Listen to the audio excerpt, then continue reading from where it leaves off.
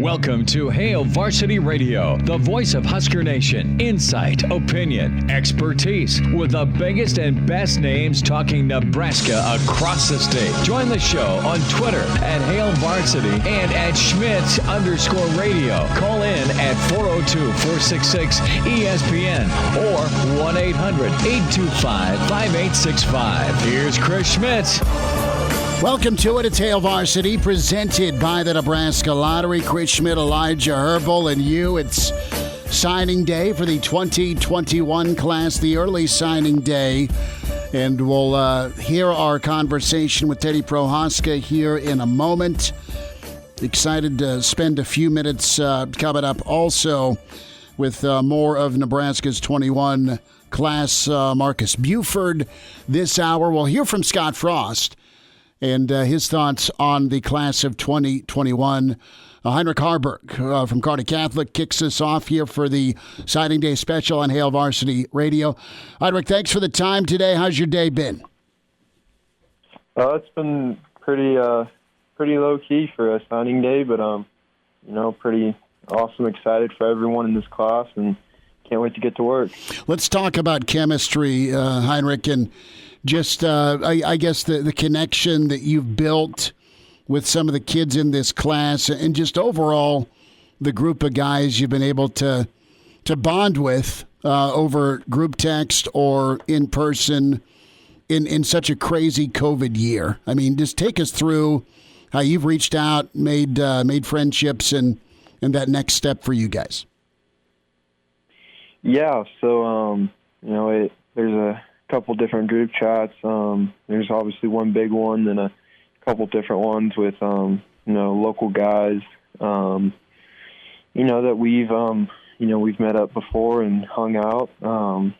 But I think that's been a key part in this process, especially with COVID, just getting to know each other and getting to hang out outside of football and just doing stuff on our own. Heinrich, we've heard a lot about you from our friends Doug Duda, as well as Derek Peterson, who've both been covering your season this year for Carnie Catholic. But I want to hear it straight from you. How do you describe your own game, and what can Husker fans expect to see from you once you step on the field? Yeah, hopefully, I develop. Not hopefully. I know Coach Prohaska will develop me into a quarterback that can make any throw on the field. Obviously, I believe I have the athletic ability to excel at that level and make plays with my feet as well. You're going to get a guy who isn't afraid of anything, competition or just, facing a bigger, higher-ranked team. I'm going to come and compete every day. How did that fearlessness develop in you? When did you kind of grow into that, or has it always been just part of your personality? I used to be. I still am. I'm not super outgoing until I kind of get to know you, but I'm.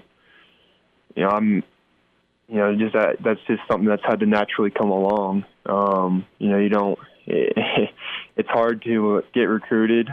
And go to camps when you're just a Central Nebraska kid. And so that's developed over time, just, whether it's being stepping foot in Atlanta and going to Elite 11 with some of the best quarterbacks in the nation. You can't hesitate for a second. And so those are just some of the things that have built that over time. And I think it'll continue to grow. Why do you think that, and I don't want to say that you doubt yourself because you don't, but you just kind of gave us an example. You're going to an Elite 11 down in hot Atlanta. Is it just because of the smaller size? And I'm not being disrespectful when I ask that, but is that the perception that you've battled? Yeah. That's the thing is that you have to come up with. You have to almost defy the perception, I guess. And the perception is, as you said, a small town, Central Nebraska kid going to compete with some of the best. And so you can't walk in there just thinking that you're just that. You can't let that define you almost. About a minute left here with Heinrich Harberg, Carnie Catholic quarterback, newly signed to the Huskers. Heinrich, a lot of talented quarterbacks in the area, and just even in the state of Nebraska. I know Cole Payton had a big game in the championship game, really made himself a name there. But what does it mean to you that the Husker coaches picked you out of all the quarterbacks that they could have gone to in the area and in the state? They settled on you and decided that they wanted you to be your quarterback for the class. Yeah, obviously, I've played with Cole, been on 7-on-17 with him, and saw the year that he had, and he's a heck of a quarterback, and he's gonna, I wish nothing but the best for him, and I know he's gonna ball out at NDSU, and he's gonna develop into a really good quarterback. But it does mean a lot that Coach Frost and Coach Verduzco, decided to pick me over some of the guys in the area and even in the country. Heinrich Harberg with us, Varsity Radio, quarterback for Nebraska's 2021 class. Just real quick, your excitement. I mean, what do you love about this offense?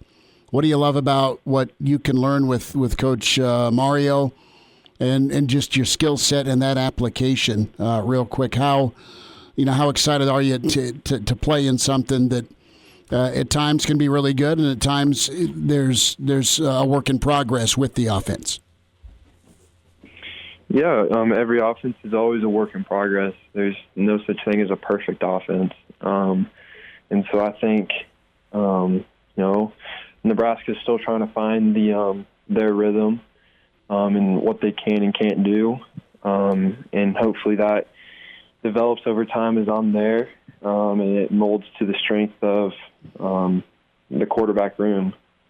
And so hopefully that by the time I'm there and playing, there's where all the hiccups are out of the way, and it's just, good development from wins. Last thought, what goals do you have, and what goals does this class have with the program? I mean, what's the big picture thought? I mean, have you guys talked about that? Yeah, the team that Nebraska has right now is so young. But there are so many talented players on there that, as Coach Frost says, it's so close to being back to what we know it, or what Nebraska knows it to be, a powerhouse. And I think it can become that. Obviously this year hasn't been the best, but there's been a lot of developing. Those guys are. They're laying the foundation right now for the rest of for later classes to come through and win and be successful. Heinrich, best to you, and thanks for giving us a few minutes today. Yeah, for sure. Thank you. All right, Heinrich Harberg with us, Carnie Catholic, Hail Varsity Radio. We had a chance to talk with Teddy Prohaska. Can we squeeze in some of that here, Elijah? Our chat with Teddy. Let's step in with a big-time get just up the road from Elkhorn South. Teddy Prohaska is with us, offensive tackle. Teddy, what's the wait been like for you to finally sign on the dotted line today? Well, it's been a long time coming. This day I've been looking forward to it for months now, and now that it's actually here and I'm finally signed and officially a Husker, it's just like a weight's been lifted off my shoulders, and I'm just overly joyed. Teddy Prohaska is with us on Hail Varsity Radio. Early signing day 2020 for the 2021 class. Now, Teddy, I want to kind of get into your recruitment for a moment. And Barrett Root and Greg Austin were very key in helping you become a Husker. And I know you're a Nebraska guy, but was there ever a moment, or did you ever wonder, or was it always Nebraska for you? Kind of take us through your process and then ultimately what made you most comfortable. Yeah, so when they first offered me, it was kind of a dream come true, just because growing up in Nebraska, that's like the dream of that every football player has, is going to go play there. But, I'm not going to lie, I was kind of open to other schools if they wanted to, offer me, or if they were interested in me, I'd go check them out. But as the process kind of went along, I found myself making more relations with the coaches at Nebraska than I was at other schools. I was making relationships with some of the players there and some of the other recruits that they had coming in. And so I just kind of felt more comfortable with that program. I don't think if I could do it all again, I'd do it any differently. And just in the end, it was just the coaching staff. I'm comfortable with them. The game day environment that they have, the fans. I mean, of course, this year it's not the same, but I know that it's going to get to that eventually while I'm still there. And, I mean, there's really nothing more to it. Teddy, with Coach Austin, your position coach, how is he able to connect with you?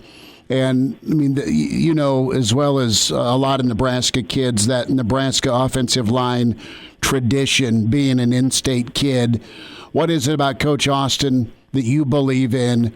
And then vice versa, what did he see in you? Obviously, your measurements are great. You play great football. But, again, it's a jump to a major Power 5 league. Yeah, I mean, from the first day I met him, I knew that there was something special about him. He tells it how it is. If he, has some criticism, he'll let you know, but he'll also let you know what you can do to improve on that. And I just felt like that openness that we had with each other. I mean, he was still recruiting me and wanted me to go there.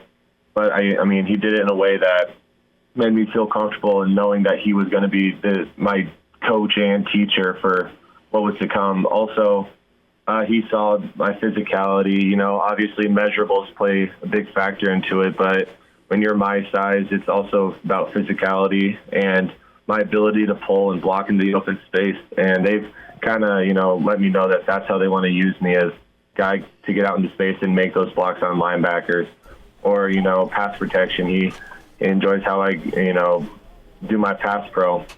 And that's what he would just tell me throughout this season, last season, throughout the entire recruiting process. Teddy, I want to ask you briefly about some of the other guys that are in your recruiting class. You got to play against one of them in the state championship game. That was Kobe Bretz. But which of those guys are you closest with, and which ones are you most excited to step on the field with? I'd say I'm closest with Henry Letowski, Thomas Fedoni, Seth Malcolm, Heinrich, and I think those are like some of the guys that I've hung out with before. I'm close with A.J. Rollins, James Carnie. Those in-state guys, Kobe. I'd say I'm most excited to step on the field with Henry just because of how close we've become throughout this process. He was one of the first guys I told that was one of the recruits from Nebraska that I was committing. We're rooming together. I've seen his film. I know that he's going to do great things there. I just can't wait to play with him. Teddy Prohaska's with us. A few more minutes. Signing day, December, the early signing session for the 2021 class. Teddy Prohaska's with us from Elkhorn South, signed to be a Husker this morning. So, Teddy, have the guys given you a nickname or anything? Are you the ambassador? You touched on the chemistry you have with the guys. You were hosting a lot of watch parties. How many football games did you and some of the guys sit and watch together?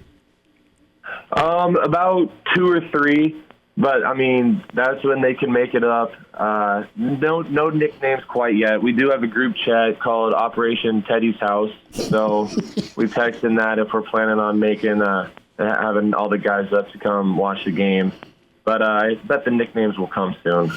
Operation Teddy's House. So give us an idea. You got linemen, you've got defensive backs, you've got skill guys. Yeah.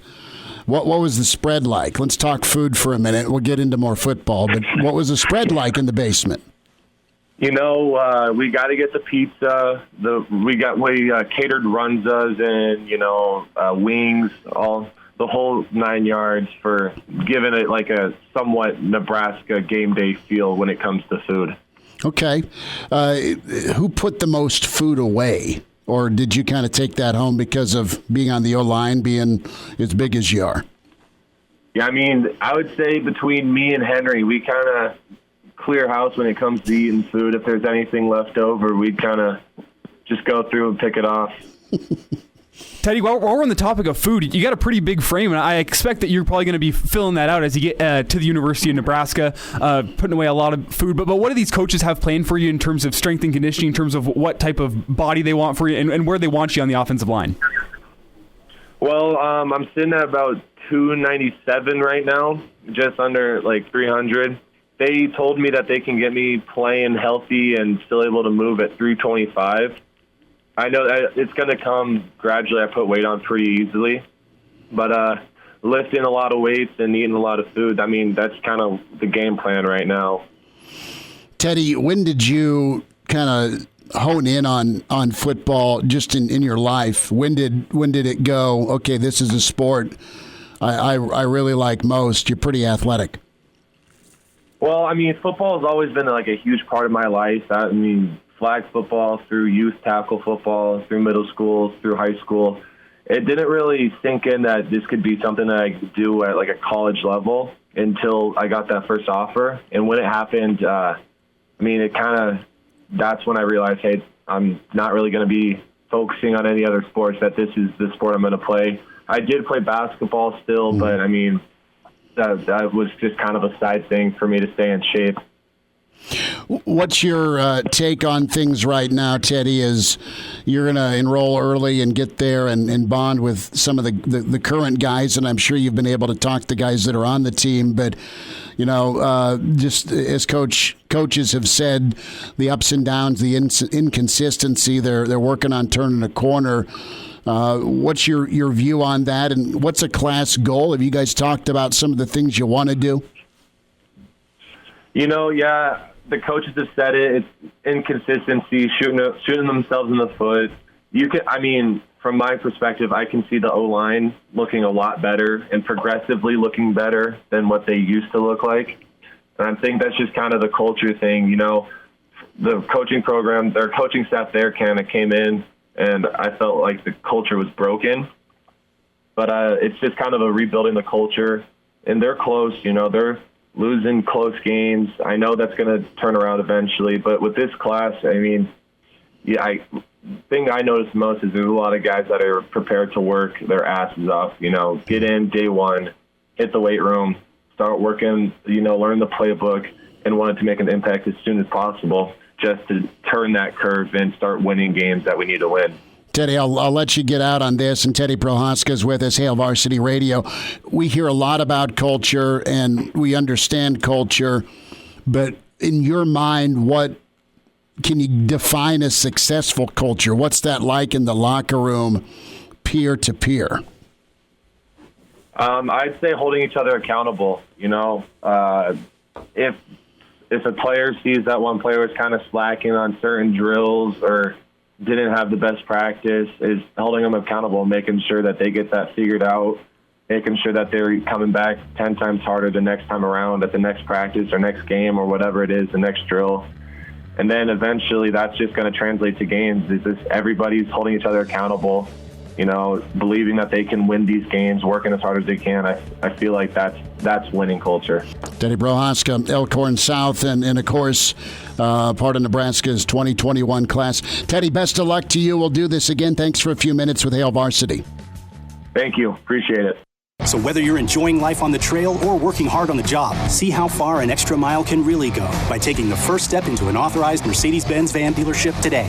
Now with IRS Section 179, businesses could be eligible for up to a $25,900 tax deduction. That's up to $5,439 in tax savings. Options and model availability may vary. See dealer for details about costs and terms. Some equipment described as optional. $5,439 tax savings based on 21% federal tax rate and eligibility to claim full $25,900 Section 179 vehicle deduction. Your tax rate and eligibility may vary. Consult your tax advisor for more information. Limits may apply. Visit nbvans.com. Offer valid through December 31st, 2020.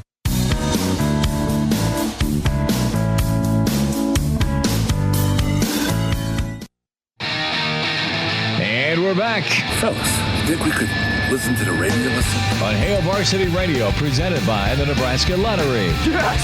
That's awesome! Signing day for 2021. Back with you at Hail Varsity Radio. Apologies to the affiliates. We will get on track here. But great conversation with Heinrich Harberg. Teddy Prohaska, and a tremendous athlete that Nebraska was able to get out of DeSoto, Texas. We welcome in Marques Buford to the show as it's signing day 2021. Marques, thanks for a few minutes today. How's your day? My day's going, as advertised, great right now. So I couldn't be having a better day right now. Well, congrats on signing with Nebraska, and of course, the top prep school player in the country is headed to Lincoln. And Marques, take us through your story as far as just how Nebraska got on your radar and how Nebraska stayed on your radar through today. So Nebraska they offered me probably about a month within the time period where I decided to go post-grad and do a year at prep school. And from the day they offered me till the day I committed, and even till now, they've shown nothing but love. And, the coaching staff, they did a great job with not only making me feel like I was a part of what they have going on, but they made my parents and my younger brother as well. And I feel like that was a key part to my commitment to Nebraska. Marques Buford's with us on Hail Varsity Radio, top prep school player in the country, and also powerhouse program at Trinity Christian down in Texas. So where do you want to play? All right, because you can play about several different spots defensively. Where I'm sure you've been asked this 4 million times today and leading up, but as the ink's dry now, where do you feel most comfortable? Where's Coach Fisher foresee you? Honestly, I feel comfortable wherever they put me on the field. I feel like my skill set allows me to play pretty much every position on the defensive side of the ball at a very high level, and wherever the team needs me best to, get the job done and win games, that's where I'll be playing. No questions asked about it. So do you like corner better? Do you like safety best? Do you like that hybrid backer spot? Where do you like to kind of go ball? If I had to pick a favorite, I'll probably say corner, just because, I'm a competitor, and having that one-on-one matchup all game, regardless of if we're in man, seeing the same guy and knowing that you have, responsibility for this guy and kind of having your pride on the line and everything like that, I like to play corner. Talking with the Husker signee Marques Buford here on Hail Varsity Radio, and a lot has been made of the chemistry of this class. That was one of the things Scott Frost brought up a couple times in his press conference today, was just that he feels that this class has gotten to know each other pretty well. Are there any guys that you have connected with well, and have you picked a roommate for the upcoming semester? Repeat that. He didn't hear you. Did you have me, Marques? Oh, yeah, I can hear you now. Sorry about that. I was just asking about the team chemistry and the chemistry of your recruiting class. Just who have you connected with well in this recruiting class, and have you picked a roommate for the upcoming semester? So I haven't picked a roommate for the upcoming semester, but me and the guys, we have our own little group chat and everything that, we talk to each other, I could say pretty much every day about, how life is going, how we feel about, getting up to Lincoln and getting moved in and settled in and stuff like that. So I think our class chemistry is definitely great right now. Everybody pretty much has the same mindset as like for a team and everything. So I definitely have bright things ahead of us. Marques, I look at some of the schools that came after you. That's A&M, that's Ole Miss, that's Iowa State, to just name a few. And when it came down to your fit in this defense, this style of defense, did that weigh pretty heavy? Ultimately, what helped Nebraska win out? Honestly, as far as football-wise, I would have to say relationships with the coaches, and within the defense, Coach Fish and Coach Chin, they like to use guys in like different types of ways, and I feel like with my versatility, that would be the greatest spot for me, knowing that I'll have the opportunity to showcase how I can play at every position on the defensive side of the ball. do you guys spend time talking about the current season in your group chat? And if so, what's been your reaction to kind of the ups and downs? Honestly, we talk about the wins, the losses all the time.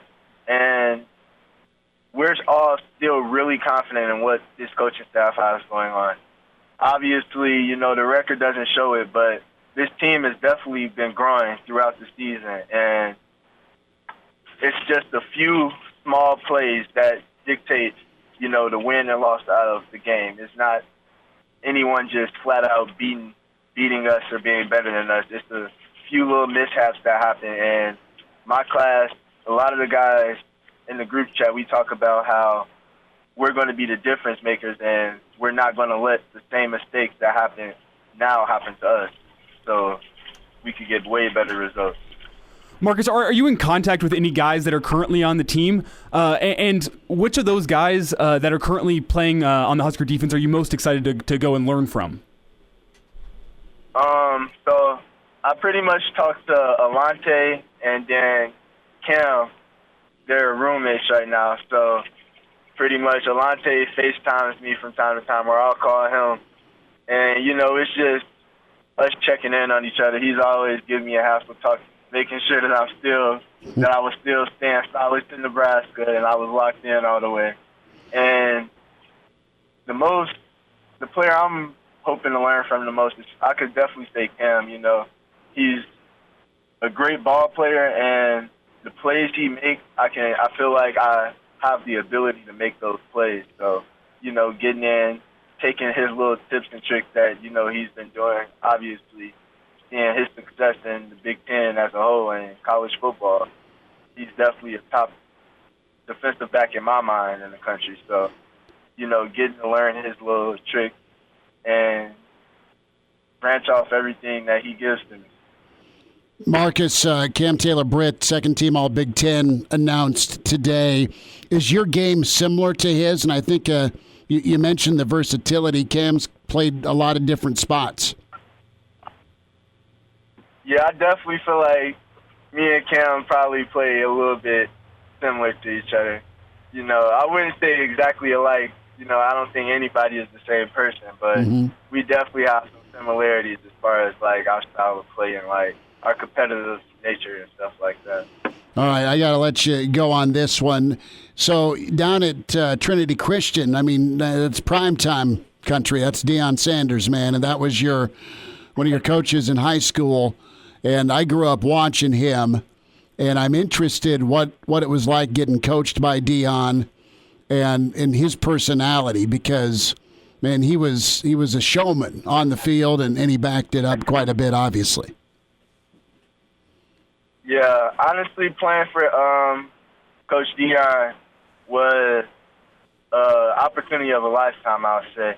I learned a lot from him, and he taught me a lot about being mature and, you know, doing stuff when I don't feel like doing it, you know. He always made sure he held everyone accountable, no matter, like, what their rank is. Everyone gets held accountable at the same rate. And I feel like that was just a great opportunity and learning experience for me. Is that something you witnessed on other teams or programs when you're playing somebody? Maybe a team not being as mature as your team and possibly being a difference if everything's equal or talent level's pretty comparable? Yeah, I feel like, honestly, your mindset, I feel like it will separate you way more than, like, your athletic ability at the end of the day. Like, somebody could be as fast or as strong as they want to be, but if they can't think and know what they're supposed to do, then they're not going to have any success. And that was one of the main things that our coaches at Trinity prided us on. Like, regardless of if you can make a mistake and your speed can get you back in the play, don't make that mistake. Like, make sure your technique is always on 100, so your athletic ability can make you have a boost on people instead of making you equal to the people. Marques Buford with us, and the top prep school player and athlete, going to play different spots for Nebraska. Coach Chenander and Coach Fisher able to land Marques and out of DeSoto, Texas. Marques, we'll do this again. Congrats on signing day for you, and thanks for spending time with Hail Varsity. All right, thank you for having me. Take care. Marques Buford with us on Hail Varsity. So we'll have some more thoughts from Scott Frost himself. The signing day presser. We'll have a good chunk of that coming up if you missed it, as Coach Frost was able to spend about 25 minutes or so on signing day. 19, no defectors, and still some spots looming for Nebraska to round out the class in this 2019, or I should say this 2021 class. 19 kids, but still some spots open. And I think the big news locally is obviously Avante Dickerson. Avante out of West Side, holding off this morning with the rest of his crew signing to go a lot of different places. Yeah, I was going to ask Teddy about that, but I think we ran out of time. But I mean, Avante was supposed to go to Minnesota, and he's hanging out till February. So Scott Frost, part of his press conference, signing day 2021, next on Hail Varsity. And now, back to Hail Varsity Radio. Thanks for spending time at Hail Varsity, presented by the Nebraska Lottery. Good stuff from Teddy Prohaska, Heinrich Harberg, and yes, you just heard from Marques Buford. So let's hear from Scott Frost, his overview of this 2021 early signing day and some of the kids he got. A lot of in-state kids, 5 Nebraskans signing to play ball for the Big Red. I'm really impressed with the work our staff did, considering the fact that we couldn't go on the road recruiting. We couldn't get kids to come in here. I think we signed a really good class, a lot of pieces that are going to fit together with what we have. And I think it's going to be the key to getting us over the top. We just got to continue to add talent, and feel like this group did that. I think it's a little more of a regional class. We got 5 kids out of Nebraska, again, a lot from the Midwest. I think there's good talent in the state right now, and we're trying to get as much of that as we can. There's good talent in the region, and some really good pieces from a little farther away too. So considering everything that was going on with a COVID year, I'm really excited about this group. Caleb Henry, KLIN. Coach, with all the different ways you had to recruit this year, what did your staff learn about itself not being able to get out in person and get the guys to campus? What did we learn about ourselves? I don't know. We learned how to use Zoom better. One of the biggest selling points of coming to Nebraska, if you're a player, especially from far away, is coming and seeing the games and seeing the fans and meeting the people and experiencing all that. The guys had to work hard to get it done without the benefit of those things. And the group that we have coming in are great kids. I think there's really talented people in this group, and they're already pretty tight. They're on a group chat, and I think all these guys know each other really well and know some of the players on our team really well. So our staff had to, just like a lot of staffs, I'm sure, had to find new ways to get it done and different ways to get it done, and certainly feel good about where we are. Kevin Suits. Coach, you have one quarterback in this class. He's an in-state guy in Heinrich Harberg. When you evaluate him, how much is he maybe above some of the other quarterbacks that have come through this state over the past 10, 15 years? Been impressed with him since the first time I watched him. Love his size, love his arm strength, his overall athletic ability. I think with some training, he has a chance to be really good quarterback for us. So we got to add him to that group and get to work with him. And he's from right near my hometown, so we used to play Carnie Catholic all the time back then. We used to beat them up pretty good. I think they're getting the best of it now. A lot of that has to do with him, but really like talking to him. He's really committed to being good and determined, and I think he's got a ton of raw material to work with to make him a good player. Evan Bland, World Herald. Hey, Scott, I'm just curious, how much did the circumstances around the pandemic, first of all, limit the pool of prospects you as coaches went after? And then conversely, did you get the sense that the recruiting limitations maybe helped simplify the process for some of the guys that you ended up signing? It might have simplified it a little bit. I hadn't really thought about that, but we still worked really hard to identify as many people as we could that thought could play here. We're going to offer quite a few guys and try to recruit quite a few guys. Anybody that we think is above the line and somebody that's going to make our program better. That number probably got whittled down faster this year than normal. A lot of kids saying if they can't ever get here and see it, that's just a hard sell for some kids. But the relationships with our coaches gets us the type of kids that we want to get, and we were able to foster those relationships even without having seen some of these kids ever in person. So, again, kudos to the coaching staff. They worked hard to get this done. Compared to maybe some other classes, how well do you feel like you guys know this group of prospects coming in? I still feel like I know them all really well, but there's several I've never been in the same room with. I've never seen in person. There's been probably more phone calls this year, more FaceTimes, more chats, those types of things than maybe even other years, probably for sure more than other years. So you get to know somebody, but without home visits and official visits and unofficial visits, there's a few that I've never met before. So looking forward to working with this group, though. Back to Parker Gabriel. Scott, I know you guys don't like to really push guys on whether they're going to come early or not, but it seems like a big group, maybe a dozen or so of this class is going to. What does that do for them? And do you think that the pandemic maybe affected that decision for some of those kids too? It might have. The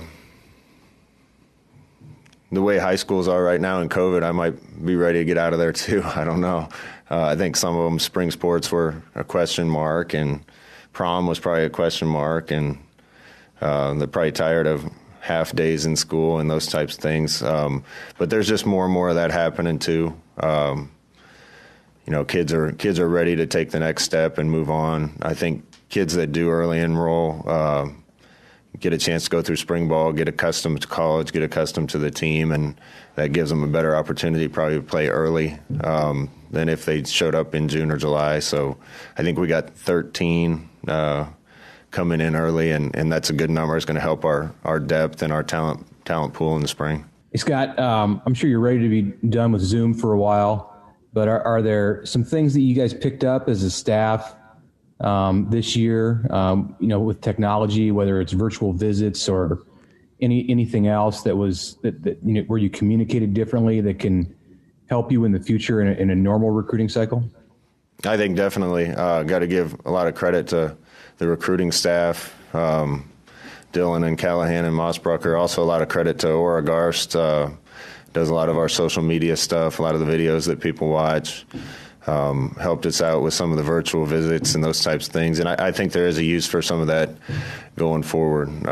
Ideally, we still get a lot more kids to Lincoln. I think that gives us our best chance when kids come see it for themselves. But this has probably made us work a little harder to find ways to share with kids what Lincoln's like and what Nebraska's like without getting them here. I've got a question, too, about the tight ends. The decision to go with 3 in this group, and then specifically on Fedoni, just what you see for his potential as a weapon in this offense down the road. Yeah, there's 3 guys. You never know where guys are going to end up position-wise, but at the tight end spot, we've only recruited a couple since I've been at Nebraska. Those guys aren't in the program anymore for a couple different reasons. So we really are veteran at that spot. Jack's a senior, and Austin and Rafdal and Tyler are all juniors, and we don't really have anybody on scholarship younger than that. So it's a position we had to restock. I love the group we have. All three guys are big, talented athletes. Thomas specifically is probably has as much potential as about anybody I've recruited. When you watch his tape and look at his frame and his speed and just the talent that he has. So we're anxious to get to work with him, and I think he's going to be probably versatile enough. We can do quite a few things with him. More on signing day 2021 for Nebraska football. We'll wind down hour one with Hail Varsity, presented by the Nebraska Lottery. And now, back to Hail Varsity Radio.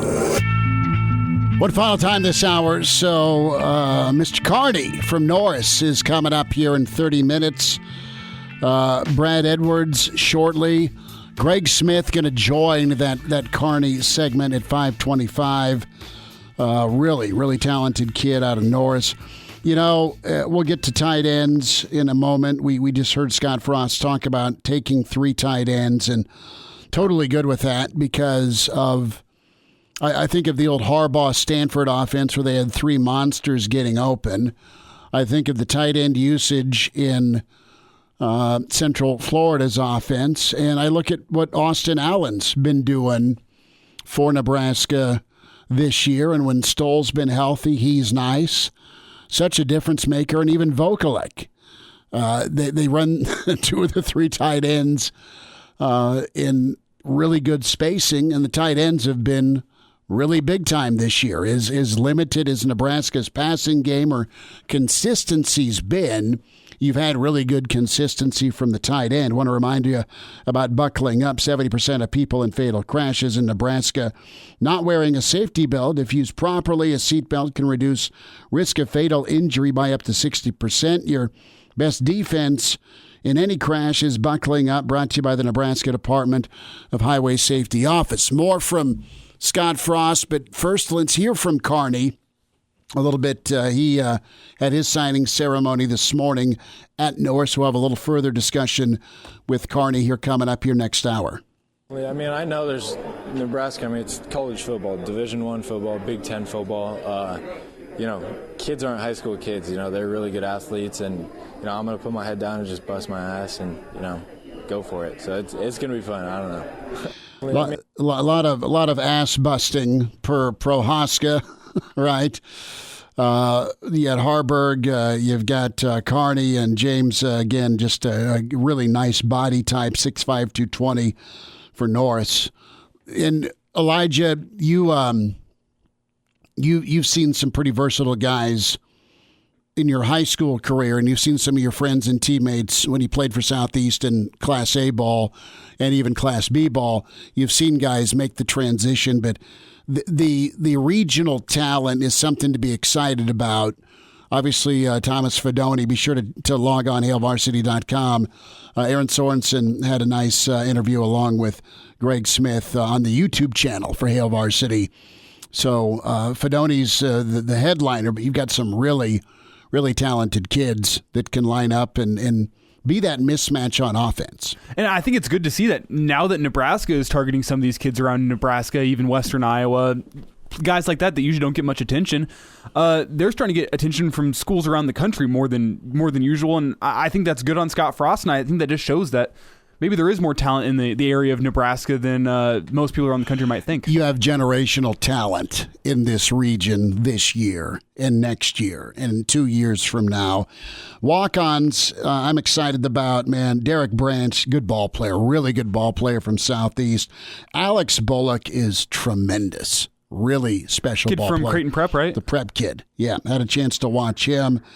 You've got Sam Hoskinson out of Elkhorn South. The pride, the other pride of Ord, Kellen Meyer. You've got Andy Markowski, Kellen Meyer, Evan Meyersick, another tight end from Millard West, good ball player. Just going through, really talented. Aiden Young, the guy can ball. Brad Edwards coming up. A look at the college football playoff. How crazy could this weekend get? James Carnie coming up too. Welcome to Hail Varsity Radio, the voice of Husker Nation. Insight, opinion, expertise, with the biggest and best names talking Nebraska across the state. Join the show on Twitter at Hail Varsity and at Schmitz_radio. Call in at 402-466-ESPN or 1-800-825-5865. Here's Chris Schmitz. Thanks for spending time. Signing day, the early signing period. Lots of really talented Nebraska signees with us in hour one. More coming here this second hour. We welcome in, though, College Football Insider. It's a huge weekend. College football championship games, a playoff announcement, bowls, all that good stuff. Brad Edwards back with us, ESPN Insider, College Game Day at J. Brad Edwards. Brad, how locked in are you when it comes to signing day, this early signing session overall? We'll get to the playoffs here in a little bit, but, you know, the big dogs keep on barking with monster classes. That's Ohio State, Clemson, and that's Alabama. What I look for, you know, it's really the class rankings. It's difficult to obsess too much over any individual player because we've all seen plenty of 5-stars over the years who never pan out. So any one guy is not necessarily a lock to be an All-American or in some cases even a starter. Mm-hmm. But if you get enough of those guys, the odds are good that, you know, you're going to have a pretty good team. And so that's what you look for. And, you know, the teams that have done the best job of that in recent years are Alabama, obviously, Ohio State, Clemson, and Georgia. And maybe you'd put LSU kind of up in that category for the most part. And, you know, everyone else is kind of a notch or two below that. And I don't think it's a coincidence that those teams win a whole lot more games than almost everybody else does. So those are the usual suspects, and we see those teams once again, you know, right on top. And so if you're going to knock them off, you either have to have the best quarterback in college football playing on your team, or you're going to have to recruit a lot better, not just for 1 year, but over at least a 2, if not all the way up to 4-year cycle. What program overachieves, in your opinion, the most in college football with their talent acquisition? What program underachieves based on their access to talent and what's on paper, and either the kids just don't transition well or they're not developed well? Is there a leader in the clubhouse either way for you when you look at the landscape? Well, yeah, I mean, I would say that, you know, maybe 8 years or so ago, I would have pointed to Oregon as, you know, as the team, because they were, you know, they were always in that national championship mix, you know, always ranked up around the top 5, and yet they really didn't have very many top 20 ranked recruiting classes through all of that. And then more recently, I think the two that I would point to would be Wisconsin and Utah, you know, as teams that are usually very good and play well above the level of where their recruiting classes are ranked. And you know, as far as the disappointments, the underachievers, I would point to the SEC, and it would probably be in part due to the fact that even though these teams are recruiting at a top 10 level on average, they're only the, you know, 4th or 5th best signing classes in their own conference each year, and those would be teams like Texas A&M or Tennessee, even Auburn. Although Auburn certainly, as much of a roller coaster as they are, they have their ups. And when, you know, they had just 3 years ago, you know, were in position to get to the playoff. Florida is another one that obviously is up this year, but for quite a while had been down despite usually having a top 10 recruiting class. And like I said, I think a lot of that is due to them having to play a few teams every year that have more talent than they do, even though they have top 10 talent. Brad, I have 3 schools that I'm interested in your take on as to why they aren't better or there's inconsistency. I look at Texas with their facilities, with Herman, their access to talent. I know it's a crowded hallway in the state of Texas with the rest of the world trying to come in there. But why isn't Texas more consistent? Why is Michigan, as well as even Hoke and of course Harbaugh recruited? Why Ohio State's one thing, but they're going 8-4, right? And that's what's ticking the fan base off. And then even USC, right? SC's fine this year, but SC's been not your typical Pete Carroll SC, right? So of those three schools, why are they so volatile when it comes to on-field performance versus what they land every December and February? Well, so with SC, I think it's obvious if you've been watching them, even though they are undefeated and have a chance to finish as an undefeated Pac-12 champ, they're not a top 10 caliber team. They've shown it by what it's taken for them to win a number of these games against unranked teams. And so their talent level clearly has fallen off. And then, Texas, I think, is the same thing where, obviously they started to decline in the final years under Mac Brown, and they just haven't been able to quite get it back together yet where they're playing at what their stars in recruiting say that they should be playing at. And I think there's a similar explanation for those two, where you look at the exodus of players from the states that they recruit, their home base. And I think with Texas, you can point to Texas A&M joining the SEC as part of the reason why. There have been, in recent years, been a whole lot of the top players from the state of Texas that have gone to SEC schools, and all of them have not been going to, Alabama, LSU. There have been some other less heralded SEC programs. I'm not saying they've necessarily been beating Texas on a consistent basis, but are still getting, top 200, 300 players out of the state of Texas. So there's just a lot more competition there. Because of A&M being in the SEC. I don't know what you would attribute California to, but there's no question that in recent years, more of the top players in the state have decided to leave the entire Pac-12 and go east, go south. And so I think that's contributed to it with USC. There's no reason that USC, though, shouldn't still be able to keep the best players home. They just haven't been able to, and very clearly, Helton is just not a great recruiter. I don't know whether it's him, his staff, both. It has to be both because there's just no excuse for what we've seen from them recently. What was the other team you mentioned? Michigan, Texas, and SC. Michigan. Yeah, and Michigan, I think, in recent years, more so than the others, has had classes that have been highly regarded, when they were signed. And look, they've had quite a few players go into the NFL in the last few drafts. The head scratcher is, and look, and I think outside of the Ohio State issue, in a lot of those seasons, they've dominated the rest of the Big Ten. This year, obviously not so much.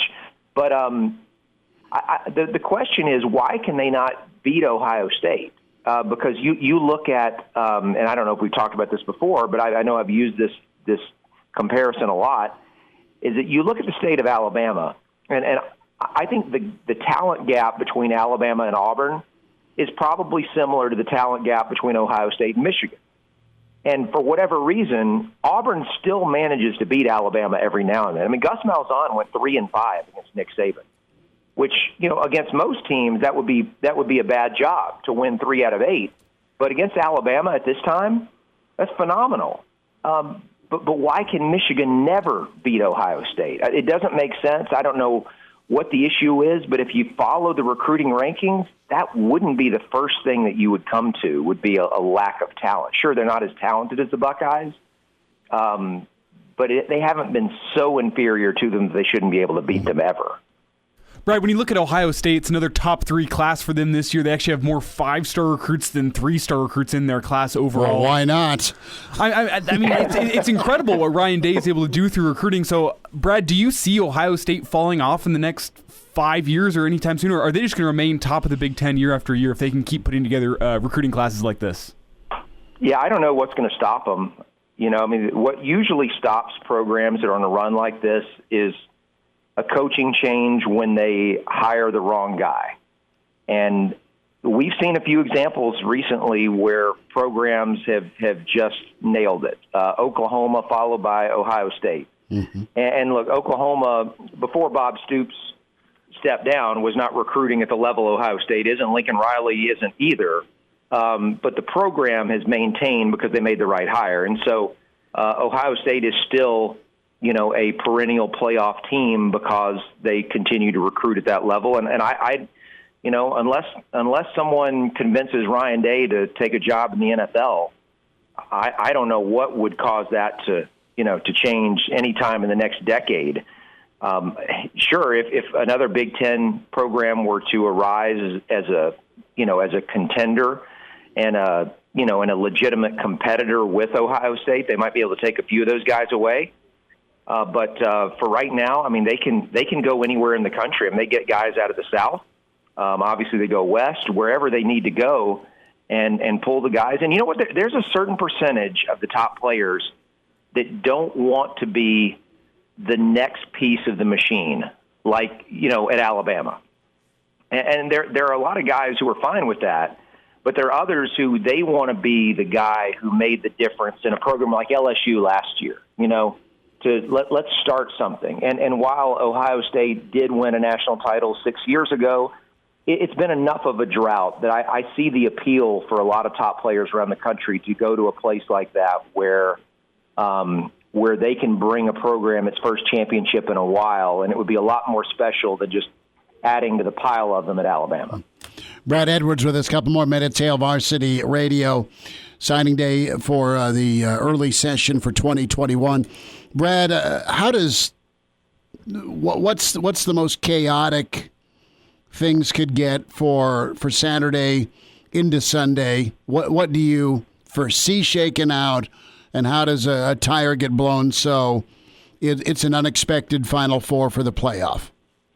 Yeah, I think the biggest domino would be Notre Dame beating Clemson again. And that would be the one where probably Clemson is out. I don't know that we can say that for certain. If it were to be another great game that was decided on the last play, maybe the committee would say, okay, they have 2 losses and they're not a conference champ, but Clemson is just clearly one of the 4 best teams, and so therefore we're going to keep them there. I don't think that's out of the question, but it certainly, if they were to lose again, it would open up the door for either a Texas A&M or maybe a Big 12 champion. I don't really see too many options right now. I think the committee has shown us what it's Cincinnati. So, but anyway, that would still be like, can you imagine Iowa State getting in the playoff, or even us waking up Sunday morning thinking Iowa State has a chance to be in the playoff if they were to win the Big 12 on Saturday? That would be something that we never saw coming, and we would have never imagined would have happened in our lifetime. So the fact that that's even in play right now, I think, is interesting. The one other one that I know nobody's talking about it because anyone who watches the games can't conceive of it at all. It seems absolutely impossible, which is for Northwestern to beat Ohio State. But if somehow they did, and I couldn't begin to explain to you how it could happen, but if somehow they did, I think Northwestern has a shot from 14 getting all the way in the top 4. Really? I mean, if you just look at the standings and who's ahead of them, and look, we saw this week with Florida being ahead of Georgia what head-to-head means to the selection committee. So Northwestern would be ranked ahead of Ohio State. They would have the same number of losses. They would move ahead of them. That's going to put them ahead of almost everybody that they would need to get in front of. And look, they also have a win over Iowa, and Iowa is is a solid top 20 team right now.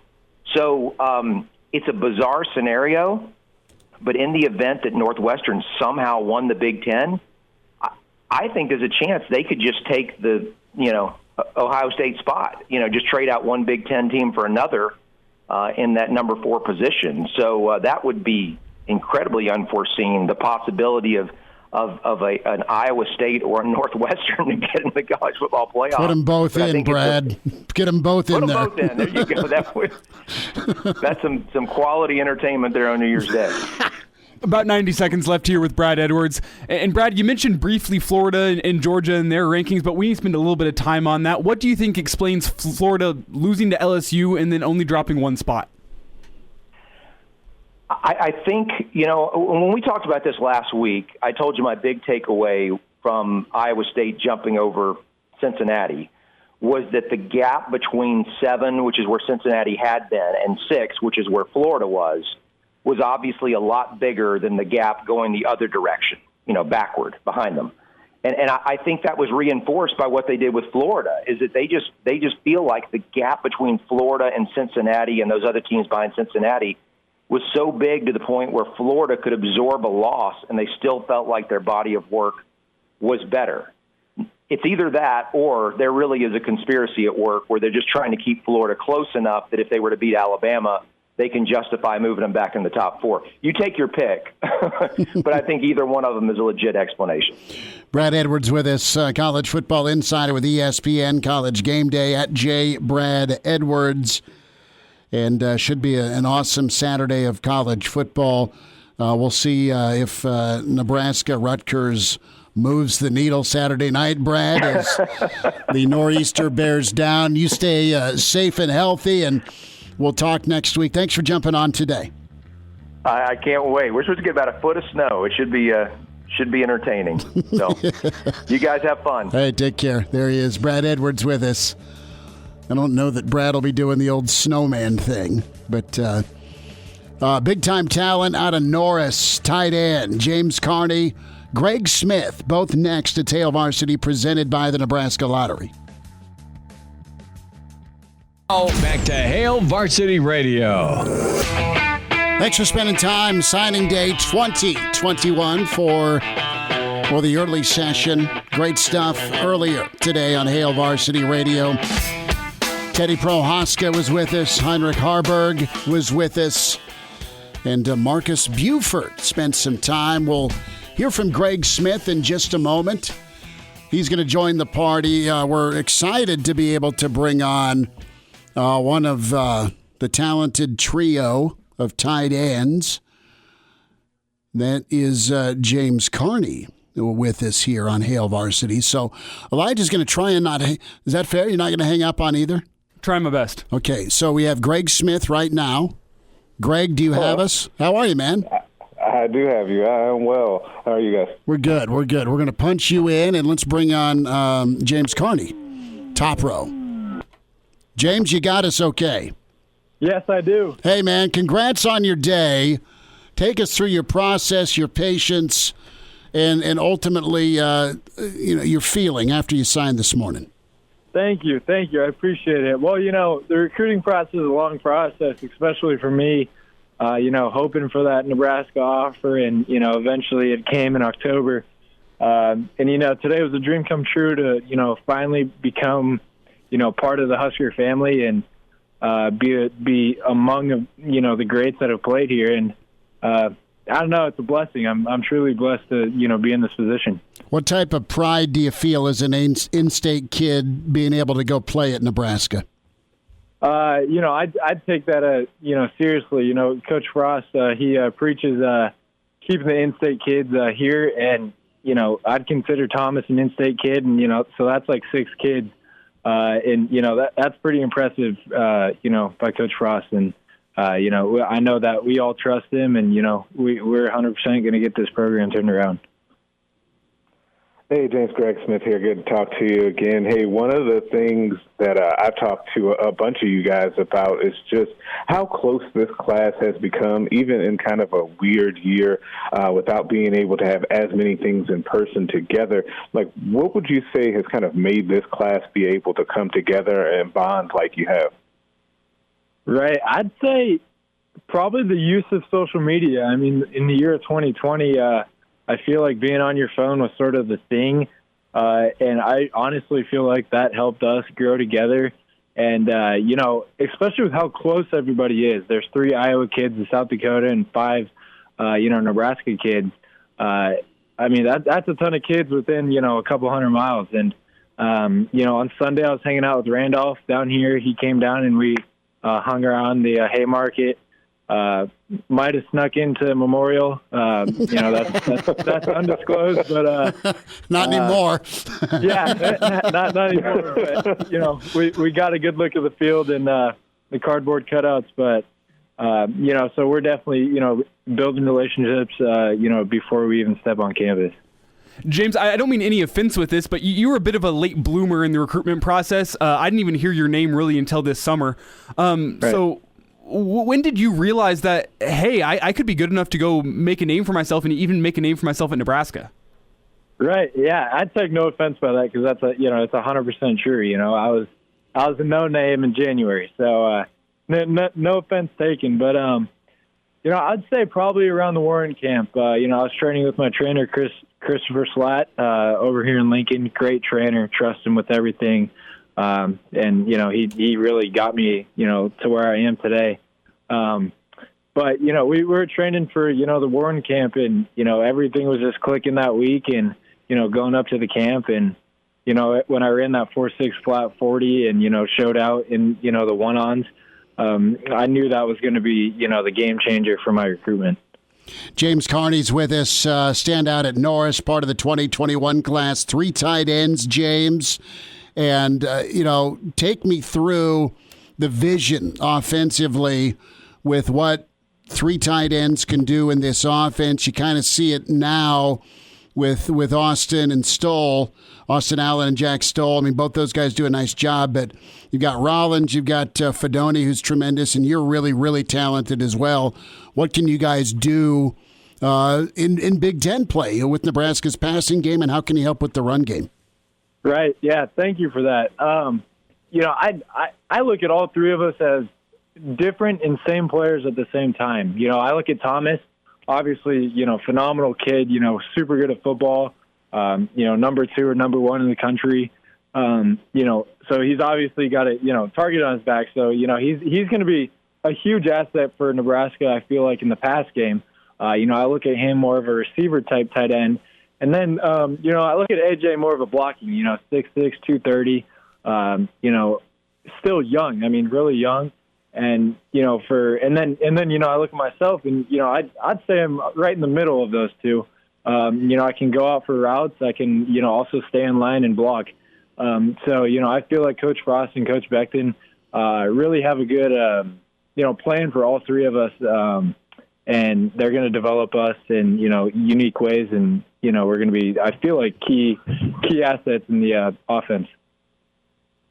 Hey, James, one of the things that kind of I've gotten to know with you throughout this process is just, and Elijah mentioned this about you being a late bloomer, like how much work you had to put in to get to this point. For the people out there who have not heard your story about how much weight you had to put on and all of that and getting ready to then run that 4.6 40 at the Warren Academy, walk us through kind of all of the work that it took to kind of get there and the gains that you made between your junior and senior season. Right, definitely. It was definitely not easy. From November, I was weighing like 193, and then, sort of gained a little weight. And then in January, early January, I was probably sitting at a steady 200. And then, the Warren camp, I was sitting at 220. So, I put on a good, 27 pounds, 30 pounds. It was dedication to the weight room, and it was dedication to the dinner table for sure. But like I said, Christopher Slatt, I give everything to him.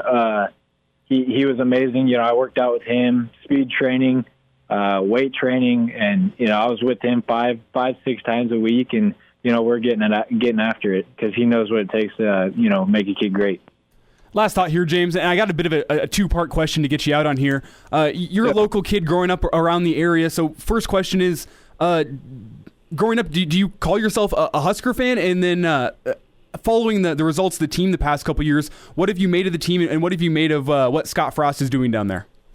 Yeah, for sure. I'd definitely consider myself a Husker fan. That was the offer I've been looking for, and when he offered me, I didn't hang up the phone on him without being committed. So definitely a Husker fan since I knew what football was.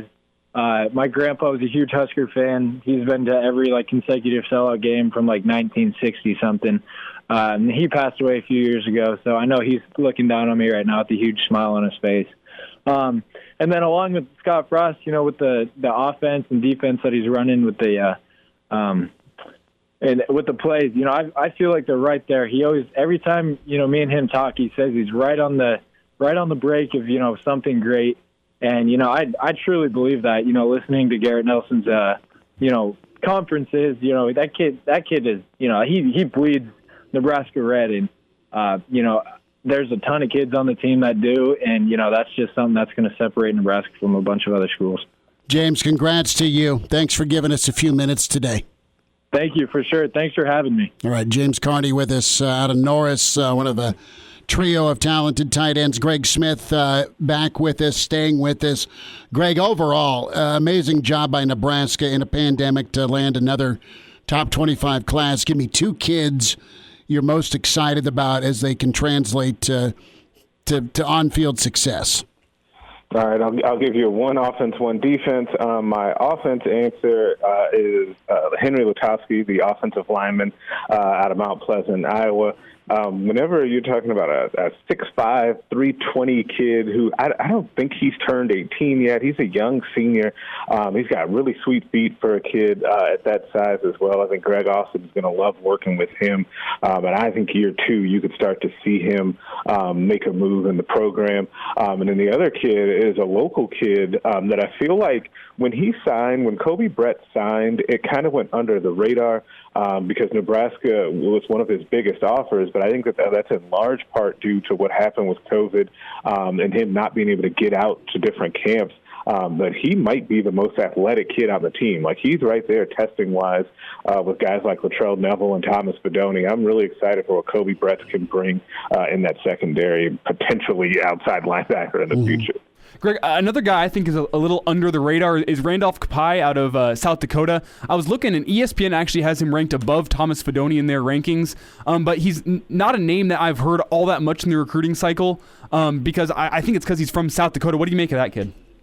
I actually think you nailed it right there. I think that part of this is that he's from South Dakota, but anytime you have schools like Oregon, there's schools in the SEC that were after him. Iowa State was after him too, but he committed pretty early, like February of last year is when he committed, or February at the beginning of this year, so it's been a while. He's a really talented player, a kid that could play inside or outside. He's a good get for Nebraska, continuing that tradition from Washington High School up in South Dakota. Greg, a couple minutes here. Greg Smith with us, recruiting insider, HailVarsity.com and magazine at Greg Smith HV on Twitter. It's been a busy day, but overall, did Nebraska do what they wanted? Do you get that sense, that feel? Yeah, absolutely. There was no drama. Everyone signed by 10 o'clock. It was 9:58 when the final signature came in. So that's all good. You can't help but be happy if you're in Nebraska about what happened with that, especially considering it's not like, guys made decisions today on commitments that went the other way from Nebraska. That hasn't happened either. So keeping everybody that you wanted to have signed, doing it really quickly, you've got to feel good about that. Update on Savea and the Hawaiian crew. What's the read there? So Savea is the one that I don't know for sure if he's signing this week or not. We'll see. I think Nebraska is in the position of they're trying to push him to sign this week and get him all locked up. But I think a couple others, namely UCLA, is trying to get him to wait until February to take his time so that they stand a better chance. I think the rest of the Hawaii kids, whether it's Titus, wide receiver we talked about, Wyndon Hooley, linebacker, Zen Sotelo, the defensive lineman, I think all of those kids will wait to sign until February and maybe announce commitments sometime in January, but none of those guys are going to sign until February. Greg Smith with us, HailVarsity.com and magazine. 5 seconds. Give me a letter grade. B. But you could always use more. You could always use more star power. But this is a really solid class, top to bottom, with any number of guys that I could see being big time later down the road. Greg, thanks for sitting in on the interview. Awesome stuff there, and great work with the class today. Thank you so much. Hey, thanks as always, man. He's in his 30s, but sounds like he was born with a stogie in one hand and a brew in the other. Now, say my name. It's Schmitty on Hail Varsity Radio. I got the body of a taut, preteen Swedish boy. Back to it. It's Hail Varsity Radio, presented by the Nebraska Lottery. Time for a Jock Doc Wednesday. Lincoln Orthopedic Center. Dr. Brandon Seifert with us. Dr. Brandon, how are you? I'm great, Chris. How are you guys? Doing well, man. Interesting college football season. Kind of a party Monday night between Cleveland and Baltimore. And one of the teams that we're watching, trying to see if they make that playoff jump, is the Tampa Bay Bucks with Tom Brady, of course. You've got Gronky Kong, Sue, and Levante. And the running game's been pretty underrated, pretty good for Brady.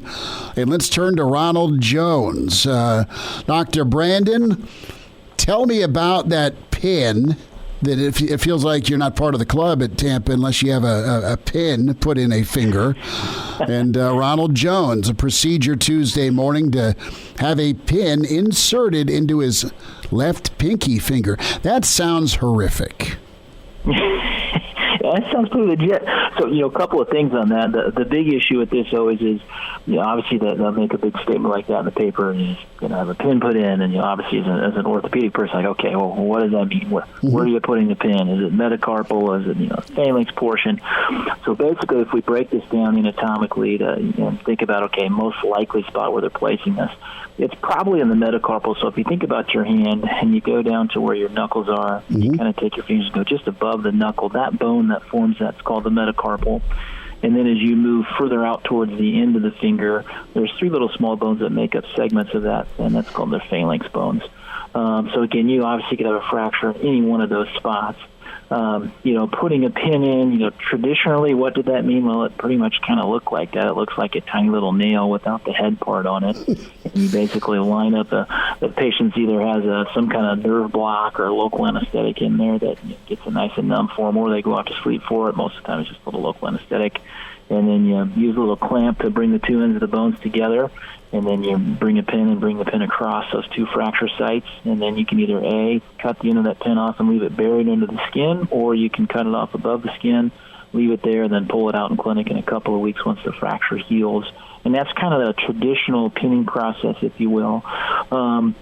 My assumption here, just kind of based on the fact that these folks are trying to get back and play really early on, is this probably is a fracture in his metacarpal. That's the kind of bigger, longer bone that's kind of above the knuckle.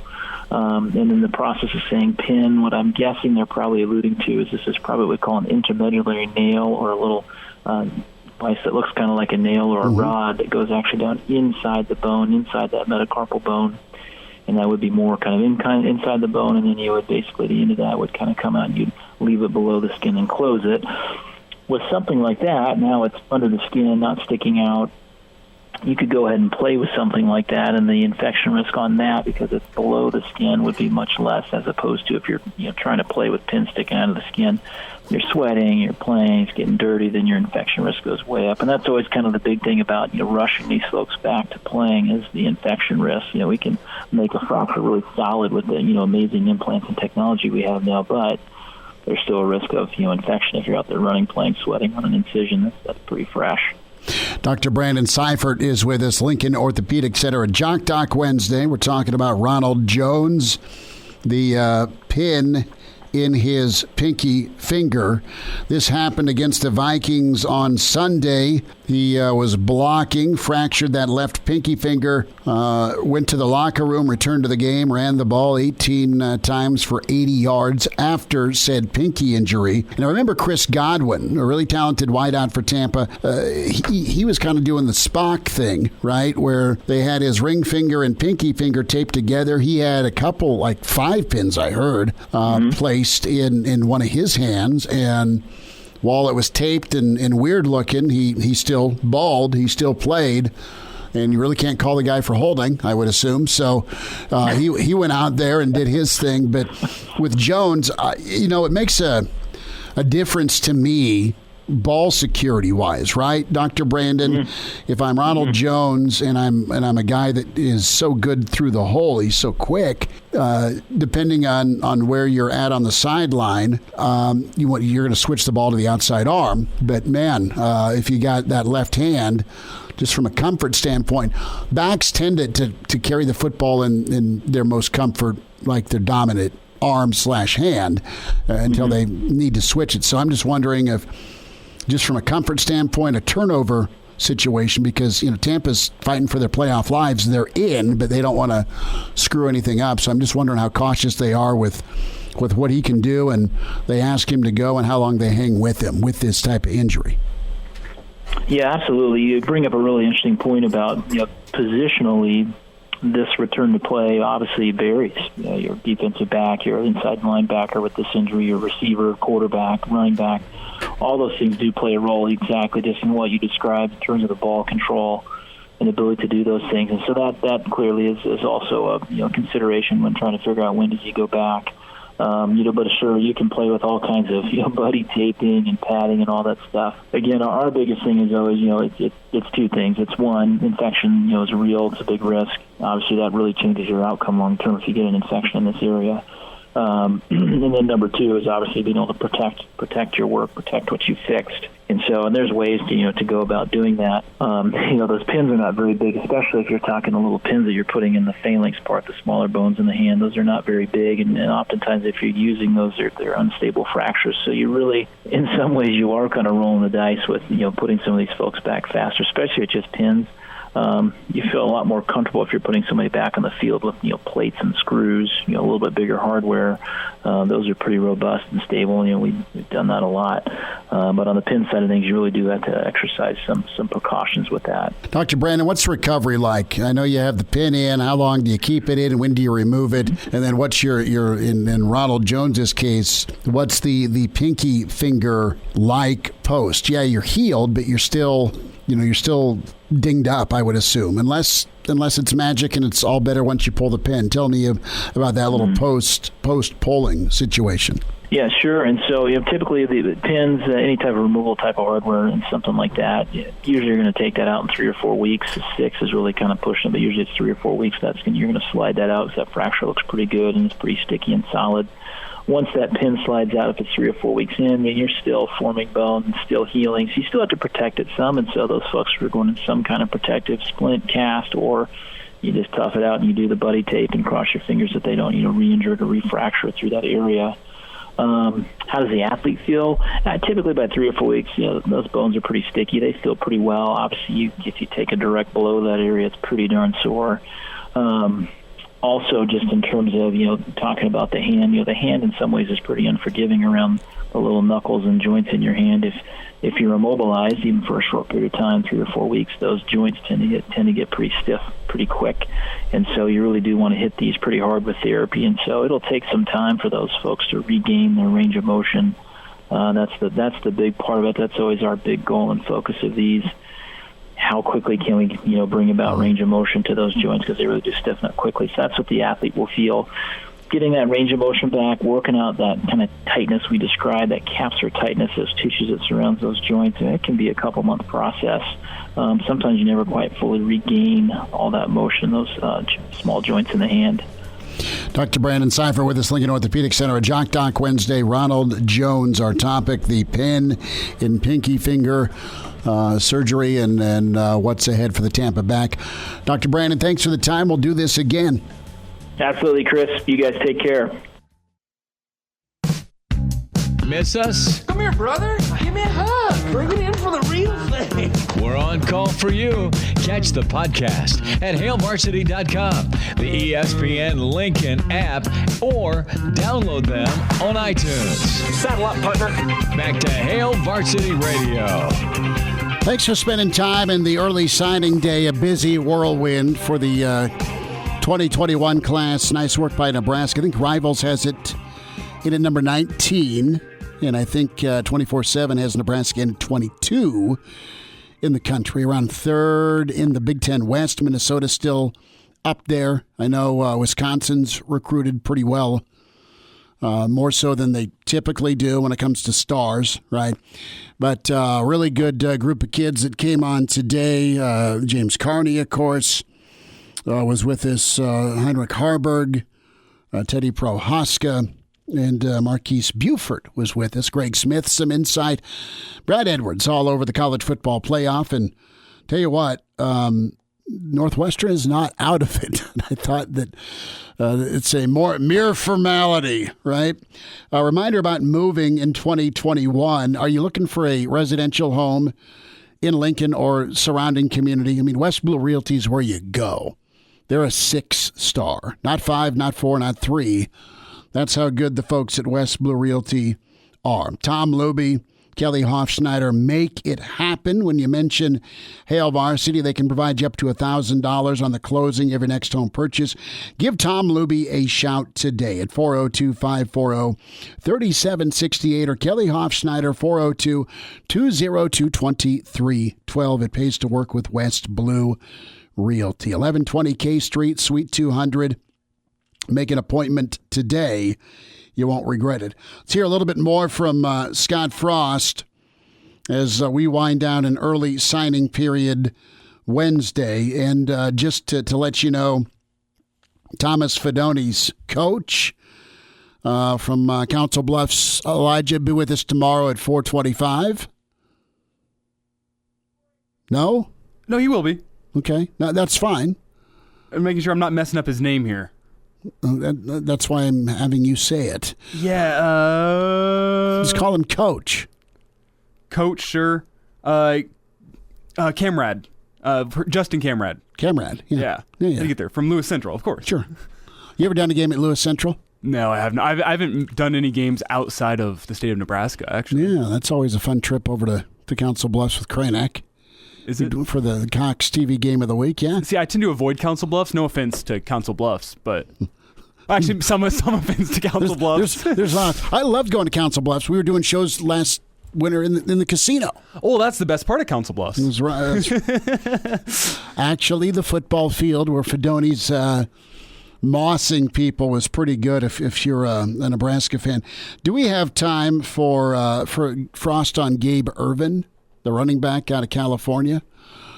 He's really good and could be a guy that sees some time. I know we've said that in past signing classes, but Ervin's pretty nice. He can do everything that we need a running back to do. I think he's big enough to run physical. He's fast enough to potentially give us some more big plays. He catches the ball well out of the backfield.